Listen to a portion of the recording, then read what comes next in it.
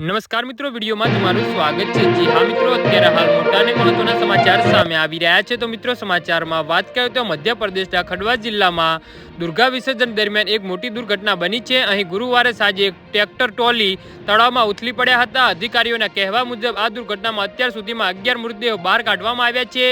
પત્રકાર સાથે વાત કરતા જિલ્લાના મુખ્ય મેડિકલ ઓફિસર ઓપી જુગપાતે કહ્યું હતું કે તળાવમાં ટ્રેક્ટર ટ્રોલી ઉથલી જવાથી અત્યાર સુધીમાં લગભગ 10 લોકોના મોત થયા છે।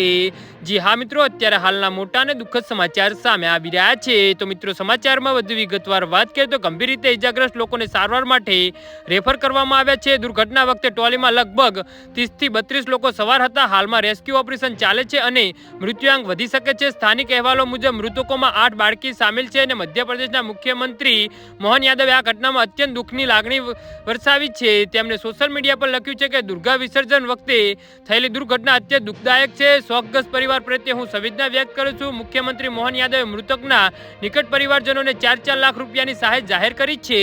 જી હા મિત્રો, તો આના વિશે તમારું શું કહેવું છે તો નીચે મારી કમેન્ટ બોક્સમાં જરૂરથી જણાવજો અને મારી યુટ્યુબ ચેનલને સબસ્ક્રાઇબ કરવાની ભૂલતા નહીં।